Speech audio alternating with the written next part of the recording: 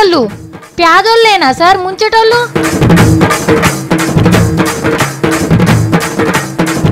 అందంతోని కట్నానికి ముడి, ఇదే చెప్తుంది మహారాష్ట్ర బడి.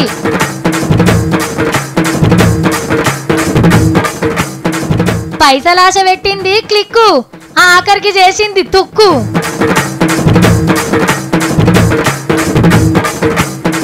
అటికెలు ముంగటేసుకున్న సత్తి. ఫ్రిడ్జ్కే గంతగానం ఆగమవుతున్నావు. ఇంట్లో ఉన్న గిన్నెలు గిలాసుల గురించి చెప్తే ఏడుస్తాటే ఉన్నావు. మొత్తం అమ్మి పడేసిన. అమ్మో పెద్ద జోకురా నాయన. చెప్తా అంటే నాకేనా వస్తుంది, లేకుంటే ఏందుల్లా మల్లయ్య తాతతోని ఫుట్బాల్ ఆడుకుంటురట. నడిమిట్లా ఎంపైర్ లేకుంటేనే పాత సర్కారు ఇప్పుడు ఆడుకుంటున్నారని మస్తు బాధపడుతుండు. అసలు బిజినెస్లు బ్యాంకుల లోన్ల గురించి పోలీసు వాళ్ళకేం తెలుసు అని ఫుల్ గరమైంది అనుకో రాదుండ్రి. ఏం చెప్పినావు సారు, నీ లెక్క బ్యాంకులను ముంచి బయట దేశం పారిపోయి ఎంజాయ్ చేసే తెలివి లేకనే మనోళ్ళు ఎన్ని కష్టాలు పడుతుండ్రు చూడు. అందరం నిన్ను ఆదర్శంగా తీసుకుంటే తప్ప ఈ భూమి మీద బతికేటట్టు లేము. బ్యాంకుల ప్రతాపం బక్కోళ్ళ మీన్నే అని మల్లోపార్ రుజువైంది. లోను కిస్తు కట్టలేదని ఇంటికి తాళం పెట్టిండ్రు. జయశంకర్ భూపాలపల్లి జిల్లా వీరభద్రం అనే ఊర్లో ఎస్బిహెచ్ బ్యాంక్ ఆఫీసర్లు చేసిన ఘనకార్యం ఇది. మహిళా సంఘపోళ్ళు 2 లక్షల అప్పు తీసుకుంటే 10 మందికి మనిషికి 20,000 వచ్చినాయట. కూలీన్యాలి దొరకక కిస్తులు కట్టుడు ఆల్చమైందట. గంతే. మా దగ్గర ఇప్పుడు లేవండి, నెల గడువు ఇవ్వండి, మేము 10,000 చొప్పున కట్టుకుంటామని అంటే కుదరదని బయటకు వెళ్ళామని ఇంటికి తాళం వేసారండి. నా దగ్గర డబ్బులు లేవు, నాకు నెల రోజులు గడువు ఇయ్యమని కాళ్ళ మీద పడ్డా గానీ ఇప్పుడు నీకు గడువు ఇయ్యం, తక్షణం కట్టాలి, నువ్వు సత్య సావు బతికితే బతకనని అన్నారండి. వీళ్ళ మాటలు వింటుంటే మస్తు బాధ అనిపిస్తుంది కదా. బ్యాంకు వాళ్ళు ఇంటి ముంగటికొచ్చి ఇజ్జత్ తీస్తే రేపు కడతాం సార్ అని కాలు మొక్కే అమాయకులను ఇట్లనే గోసపెట్టాలి సార్లు. 20,000 30,000 కట్టకుంటే బ్యాంకులు మునిగాయా మరి? అరిగోస వెట్టైనా సరే కట్టించుకోవాలి. ఆ పైకం తెచ్చి మల్లయ్య తాత సుంటోళ్ళకిస్తే ఆయనను చూసి ఇంకో 4 తయారైతారు. అప్పుడు మీ బ్యాంకులయ్యి ఇంకో 4 బ్రాంచులు తెరవచ్చు. డాక్టర్ కొడుకు డాక్టర్ కాకుంటే ఎవరు పెద్దగా పట్టించుకోరు. అట్లనే టీచర్ కొడుకు టీచర్ కాకుండా ఎవరు పట్టించుకోరు. వకీల్ కొడుకు వకీల్ ఎందుకు కాలేదు అని అడగరు. సినిమా యాక్టర్ల కొడుకులు హీరోలు కాకుంటే కూడా ఒక్కొక్క పరి పట్టించుకోరు. కానీ ఒక లీడర్ కొడుకు లీడర్ కాలేదంటే చాలా మంది పట్టించుకుంటారు. నువ్వేం లీడర్ అయ్యా, ఎంత పెద్ద కొలువు చేసేటోళ్ళైనా ఆడిచ్చేది మనం, అసొంటిది మన వారసులను లీడర్లు చేసుకోకుంటే ఎట్లా అని గట్టిగానే ప్రశ్నిస్తారు. కరెక్టే మరి, రాజకీయంలో ఉన్నంత పతారా ఇంకెట్లుంటది. ఈసారి కూడా ఇదే ఫాలో అయినట్టున్నాడు. గీ నడుమ లోకేష్ అన్న మీటింగులు ఎక్కువైనాయి. ఎందుకో తెలిసినా మంత్రి కాబోతున్నాడు. కొడుకును బుగ్గ కారెక్కిస్తేందుకు అంత రెడీ చేసిండట నాయన. ఒక మంచి ముహూర్తం చూసి మంత్రి కొలువులో కూసోబెట్టుకుంటాడట. గీ ముచ్చట మనకు తెలవకపోవు. నిన్న మన తెలంగాణ తమ్ముళ్ళు పోయి చంద్రాల్ సార్ని కలిసిండ్రు. సారు మా రాష్ట్రంలో సైకిల్ కు చాలా రిపేర్లు చేసేదున్నది, నువ్వేమో కొత్తపట్నం బిజీలున్నావు, మీ బదులు లోకేశం తమ్మున్నన్న పంపవా అని అడిగిండ్రట. కొడుకు మీద లీడర్ల నమ్మకం చూసి చంద్రన్నకు మస్తు సంబరం అనిపించచ్చు. కానీ మాకే గిడ బొచ్చడు పనుంది, మంత్రిని చేస్తే అంతో ఇంతో నాకు ఆసరైతాడు, తెలంగాణకు తోలుడు కుదరదని సాఫ్ సీదా చెప్పేసిండట. కరెక్టే మరి, ఒక్కడే ఎంతకని తిప్పాలు పడతాడు. గట్లని పదవిలో లేకుండా సర్కార్ల ఏలు పెట్టినా ఆఫీసర్లకు ఆర్డర్ లేచినా జగనన్న గయ్యం లేస్తాడు. ఇక మంత్రి పదవిస్తే అన్నిటికీ లైసెన్స్ వచ్చినట్టే. మీకు ఒక అల్కటి కొలువిస్తాం, చేస్తారా? మీరు ఓకే అంటే నెలకు 30-40 వేలు ఎటు పోవు, చెమట తీయాల్సిన పని లేదు. మీరు ఆఫీస్కి అసలుకే పోవద్దు, ఇంట్లోనే కూర్చోండి. అట్లనే మీ దిమ్మకి కూడా పని చెప్పాం. దినామో 10 నిమిషాలు పని చేస్తే చాలు. మీకు ఎప్పుడు పని చేయబుద్ధి అయితే అప్పుడే చేయొచ్చు. ఆరానికి 5 రోజులే పని, శనివారం అవుతారన్న రెస్ట్. ఇక ఈ స్మార్ట్ ఫోను అందులో ఇంటర్నెట్ బ్యాలెన్స్ ఉంటే చాలు, కొలువుకు మీరు సెలెక్ట్ అయినట్టే.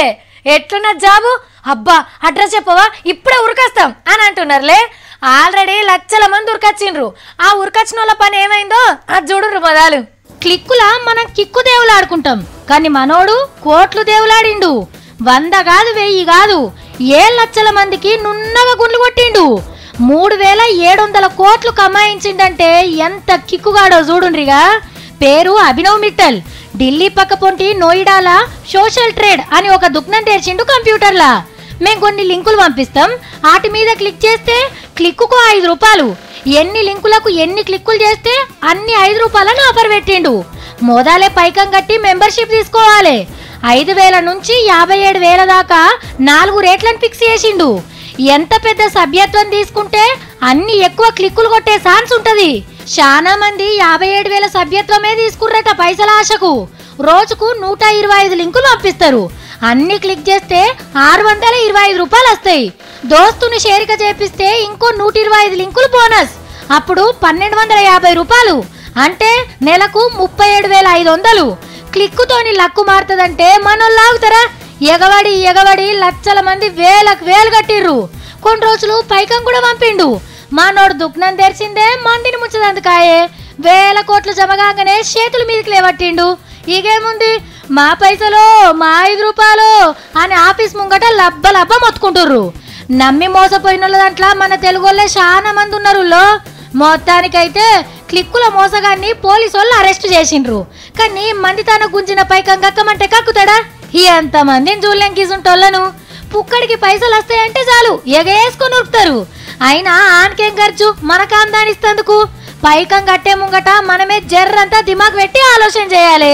నిన్న ఒక వార్త వేసినాం కదా, అదే జమ్మూ కాశ్మీర్ అసెంబ్లీలా ప్రతిపక్ష లీడర్లు ఎట్లా ధూమ్ధాం చేసింది. మైకులు ఇరగొట్టి కుర్చీలు ఎత్తేసిరి, అంత ఆగమాగం చేసిరు జర్ర సేపట్లనే. మల్లోపారు ఎట్లా కావద్దంటే మన ఆంధ్రాల అసెంబ్లీని ఎట్లా కడుతుండ్రో చూసి వాళ్ళు కూడా అట్లా మార్చుకుంటే మంచిది. కానీ జగనన్న పార్టీల లొల్లులు, చంద్రన్న తమ్ముళ్ళ వార్నింగులు లేకుంటే ఆంధ్ర అసెంబ్లీ నడిచినట్టు అనిపిస్తుందా? అమరావతి నగరం ఎంత అందంగా కడుతుర్రో అసెంబ్లీని చూస్తేనే అర్థమవుతుంది. మస్తున్నదనుకో రాదుండ్రి. బయట పనులు అన్నీ అయిపోయినాయి కానీ లోపల నడుస్తున్నాయి. ఇగో గిన్నే స్పీకర్ సార్ కూర్చునేది. ఇట్రోకేమో సీఎం చంద్రన్న, పక్క పొంటి మంత్రులు. అటు సైడ్కేమో జగనన్న, వెనక మరల ఎమ్మెల్యేల కుర్చీలేస్తుర్రు. మళ్ళీ మామూలు కుర్చీలు కావు, ఏసీ బస్సులు ఉంటాయి కదా, వెనకకు ముంగటికి జరుపుకునేటట్టు. అగో గసోంటి పిట్ చేస్తుర్రు. ఇక మైకులైతే బయట దేశంకి వెళ్ళి తెప్పిస్తుర్రట. లీడర్ల కోపం వచ్చి ఊడవీకినారావు, ఇరిసినా ఖరావు కావు. ప్రతిపక్ష పొల్లు స్పీకర్ పోడియం ఎక్కి షిగాలు ఊగకుండా బందోబస్తు ఏర్పాట్లు చేపిస్తుండు చంద్రాల్ సారు. నోట్కొచ్చిందల్లా మాట్లాడు, రన్నింగ్ కామెంటరీలు, నోట్లే గులిగి వెనకసి నేను అట్లా అనలేదు అని అంటే కుదరదిగా. ప్రతి డైలాగును పట్టేసి రికార్డ్ చేసే మిషన్లు ఫిట్టింగ్ అవుతున్నాయి. ఈ 10-15 దినాలల్లా అసెంబ్లీని సింగారిచ్చుడు అయిపోతుంది. వచ్చే నెల బడ్జెట్ మీటింగ్లు ఈ కొత్త అసెంబ్లీలనే చూడబోతున్నాం. మొత్తానికైతే అసెంబ్లీలా పంక పార్టీలను కంట్రోల్లో పెడతందుకు గట్టి ఏర్పాట్లే చేస్తుండు. ఇంట్లో పచ్చి ఫుల్స్ పెట్టుకోవాలి, ఫుల్స్ ఏదైనా పెట్టుకోవచ్చు. ఇంట్లో నీళ్ళు తాగాలి. ఒక గురిగి మంచిగా ఉన్నది, ఒకటి మంచిగా లేదు. ఇది చుట్టాలు వస్తే ఎవరన్నా ఇవ్వచ్చు, దూరం చుట్టాలు వస్తే. ఖాస్కారి చుట్టాలు వస్తే ఇది సాఫ్ తీయాలి. అయ్యో ఏం చేస్తున్నావు సత్తి? గా కుండలు మూకుళ్ళు ముంగటేసుకున్నావు నువ్వు? ముంగటేసుకొని గారు ఇంట్లో పెట్టనీకనే అన్ని కొనుక్కొచ్చినాయి ఇవి. అవునా, మరి ఇంట్లో సామాన్ అంతా ఏం చేయాలరా? బిత్తిర్రానా ఇంకెక్కడ సామాన్ అన్ని అమ్ముకొచ్చిన, ఫిర్చి కిర్చి అన్ని. జోక్ చేయకు, నేను వచ్చినప్పుడు ఇంట్లోనే ఉన్నది. నువ్వు ఉంటే అమ్మని ఏమంటానే, నువ్వు ఆఫీస్కి పోయింది చూసి అమ్మి పడేసిన ఆట కూడా వచ్చిండు పాటలు పెట్టుకొని. అమ్మడు లేదు అమ్ముడు, మంచి తరుణం మించిన దొరకదు, రండి మీ ఇంటి వద్దకు మేము వచ్చాము అన్నాడు. ఆయన కొండపోయి అమ్ముకున్న జోకి తెచ్చిన సామాను. నీ అవ్వ ఏం పుట్టిందిరా నీకు? ఉంటావా ఊడ్చుకోపోతావా? ఊడ్చుకపోకడ కాదు, మనకే పొయ్యకాలం వచ్చింది. ఫెయిల్ పుట్టే రోగాలు పెట్టుకొని తిరుగుతున్నాము. ఏమైంది రో, కాటి కాలు చెప్పుకొని కూర్చున్న లెక్క మాట్లాడుతున్నావేంది? ఆ ఫ్రిడ్జ్ నువ్వు 2 నెలల జీతం వెనకేసి కొనుక్కున్నారా, నీకు తెలుసా ఏమన్నా? ఫ్రిడ్జ్కే గంతగానం ఆగమవుతున్నావు. ఇంట్లోన్న గిన్నెలు గిలాసాల గురించి చెప్తే ఏడిస్తాటే ఉన్నావు. మొత్తం అమ్మి పడేసిన. మరి ఇప్పుడు భూమిలో తింటావురా? భూమి మీద వేసుకొని తింటావా? ఈ సిప్పలు వేసుకొని తింటా. అటుకెలో నిన్న కూర బువ్వ ఫాస్ఫోర్ అక్క జల్దినా. నీ కథలు కాలిపోను. కష్టపడి కొనుక్కున్న సామాన్ అంతా అంగట్లో అమ్మిండాడు. నువ్వు ఒకదానవే కష్టపడుతున్నావా? నేను కూడా కష్టపడి కుమ్మరేంట కాయతాన కొనుక్కొచ్చి నీవి. ఇప్పుడు ఆ కుండలలో ఎవరు వండుతున్నారని బస్ నువ్వు ఉన్నప్పుడు ఏమిట్లో తిన్నావమ్మా? ఎన్ని చిప్పల వాళ్ళ కొట్టి నువ్వు తిననీకి రాక నీకు తాత కూడా తిట్టిండు. ఇప్పటి సంది ఇంట్లోనే తినాలి. నీకు ఎట్లా చెప్తే అర్థమవుతుందిరా? ఆ టిల్లు ఎంత ఉంటుందో నీకు ఎరికేనా అసలు? పాత చీరలు ఇచ్చి రాతేండి గిన్నెలు కొన్నావు, దాంతో దానికి ఆగమవుతున్నావు. కుండలు చూడు ఎంత ముద్దుకున్నాయో. కాదు సత్తి, ఈ రాతండి సర్వలమ్మి కుండలు తీసుకోమని ఎవరు నీకు చెప్పింది? ఓ అక్క బిత్తిరి సాఫిట్ అక్క, రాతండి సర్వల కూరబు వండుకొని తింటానంట, పుట్టే రోగాలు వస్తున్నాయంట. 30 ఏళ్ళకే 32 ఫన్లు ఊసిపోయి ముసలోళ్ళ లేక అవుతామంట. అరే రాతండి సర్వలల్లా సీసం కాడ్మియం మందులుంటాయని పరీక్షలు చేసి చెప్పిండ్రు. ఆ ముచ్చట పట్టుకొని అమ్మేసినావా నువ్వు?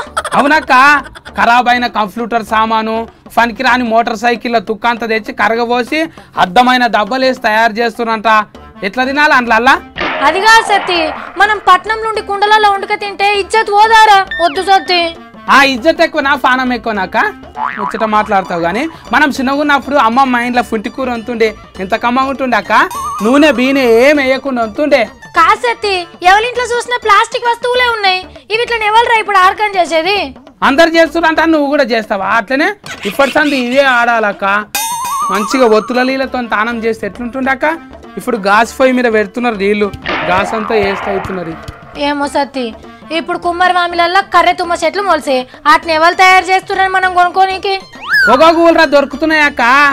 రాతేండి సర్వలాలు వండితే అప్పుడే కుంటు వాసన వస్తుంది, మాడిపోతుంది. వీటిల్లో అంతే ఏం కారక్క. వెనకటంటే తిన్నారు తమ్మి, కానీ ఇప్పటోళ్ళు రోగాలు వచ్చినా గవ్వే కావాలంటున్నారా? ఎవ్వరు తినరిడా. మనం చిన్నగున్నప్పుడు బువ్వ ఎందుకు కమ్మగా ఉంటుండే అనుకుంటున్నావు? అమ్మ పులిగాడుగు కలి పోసి ఉండేరు, బువ్వ కమ్మగా వస్తుండే అప్పుడు. అబ్బో, ఇప్పుడు ఉట్లు లేవు, కుండలు లేవురా. ఆ సామాన్ అంతా ఎవరు కమ్మినవో పోయి తీసుకురా పోపో, నాకైతే తెలియదు. నువ్వెన్నన్నది ఇట్టాక నేను ఆఫర్స్లో తీసుకుపోని ఇవిటనైతే నా లగ్గానికి కూడా మొత్తం ఇవే తెచ్చుకుంటా నేను. పెద్ద పెద్ద గోళాలు, కుండలు, ఫేర్ఫులు, అవిట మీదకి షిఫ్ఫలు అన్ని తెచ్చుకుంటా. ఆ షిప్పలన్నీ నేను ఎత్తి మీద ఒకటి మొగం మీద ఒకటి బోర్లిచ్చుకోరా. నేను చెప్తున్నా చూడు, నేను ఇంటికి వచ్చే వరకల్లా నా సామాన్ నాకు కావాలంతే. అంతగానం కోపం వస్తుందేమో అక్క నీకు? నువ్వు వండుకున్నా సరే నేనే వండు తిండ్లల్లా తింటావు నువ్వే, కమ్మ ఉంటది. ఆసక్తి, మన ఇంట్లో రాతెండి గిన్నెలు తక్కువనే ఉండే కదరా. ఫ్రిడ్జ్, స్టీల్ గిన్నెలు ఇవన్నీ ఎందుకు అమ్మినవురా? పరిస్కలు చేసే చెప్పిండ్రు అల్యూమినియము రాతేండి గిన్నెలు మంచివి కావంట అని. ఇక రేపు ఫ్రిడ్జ్లు గిన్నెలు గిలాసాలు కూడా మంచివి కావంట అని చెప్తారు. అందుకే అడ్వాన్స్ బుకింగ్లు అన్ని అమ్మేసిన. మంచి పని చేసినావు పోయిగా. అమ్మో, ఏమో అనుకున్నా. ఈ నడుమ మా సత్తిగానికి కూడా సంబంధాలు మంచిగానే వస్తున్నాయి. వీళ్ళు చూసుకొని ఒకనాడు పోయి రావాలి. ఊర్లో ఇంత భూమి సాగుండే, పట్నంలో మంచి కొలువు చేయబట్టే, 4 పైసలు వెనకేయబట్టే అల్లీలు బాగానే అడుగుతున్నారు. మొన్న ఒక ఆయనైతే ఫోన్ చేసి మేము కట్నం కూడా మంచిగానే ఇస్తామమ్మా అని అన్నారు. ఇక నేను చూడు జోపిడిచి పెట్టినా. ఎట్లా కనబడుతున్నామయ్యా మీకు? కట్నం కోసం పెళ్లి చేస్తున్నాం అనుకుంటున్నావా? మేము గంత గతి లేకున్నామా? ఇంకోసారి ఫోన్ చేస్తే మంచిగా ఉండదు అని గట్టిగా వార్నింగ్ ఇచ్చి కట్ చేసిన. లేకుంటే ఎందుల్లా పిల్లగా నచ్చినాక కట్న కానుకలదేమున్నది కదా. లగ్గంలా పిల్లగానికి కట్నం ఎందుకు ఇస్తారులా? ఏమో మాకేం తెలుసు.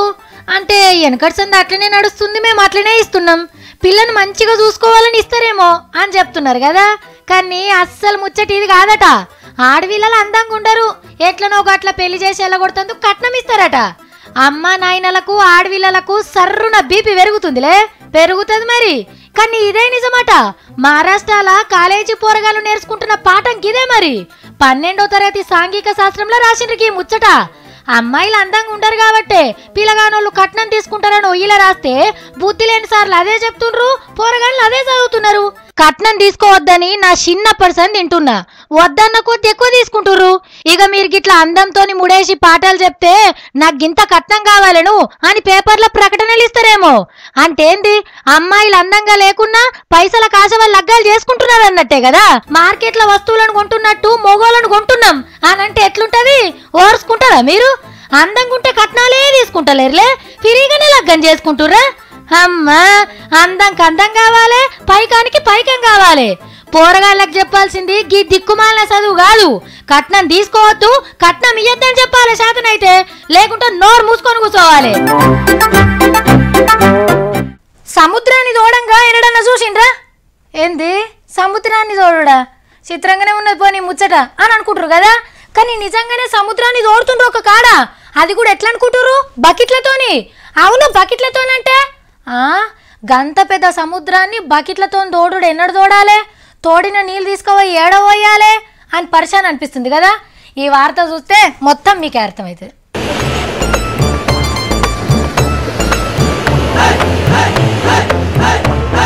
చూసిండ్రు కదా, ఏంది ఇల్లు తోడేది డాంబరా అనుకుంటుండ్రా? కాదు, చమురు. ఏం లేదుల్లా, గా మొన్న మద్రాస్ కాడ సముద్రంలో 2 ఓడలు టక్కరైనే కదా, అండ్లున్న సమురంతా సముద్రంలో కలిసింది. ఇంకేమున్నది, అట్టకట్ట తెట్టంతా ఒడ్డు కొట్టుకొచ్చింది. సముద్రం కావలిగాసే పోలీసోళ్ళు ఇట్లా బకెట్లతోని తోడి డ్రమ్ముల నింపుకోబోతుండ్రు. 2 రోజుల సంధి 500 మంది తిప్పల పడుతున్నా ఇంచు మన్నం కూడా కదలలేదు. ఒడుస్తాందికి ఇదేమన్నా షాదవాయా లేకుంటే చిన్న షెర్వా? సమురు చాలా డేంజర్ ఆయే. నీళ్ల మీద తెట్టుగట్టే వరకు గాలి ఎల్తురందక లోపటున్న జీవరాశులు జీవిడుస్తున్నాయి పాపం. మస్తుగా చేపలు తాబేళ్లు సచ్చిపోయి ఒడ్డు కొట్టుకొస్తున్నాయి. అయ్యో మళ్ళా మున్పట్లక త్యాటకు కావాలంటే ఎన్ని రోజులు పడుతుందో పో.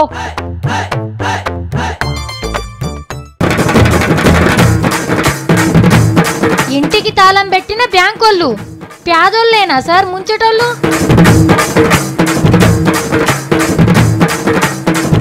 అందంతోని కట్నానికి ముడి ఇదే చెప్తుంది మహారాష్ట్ర బడి.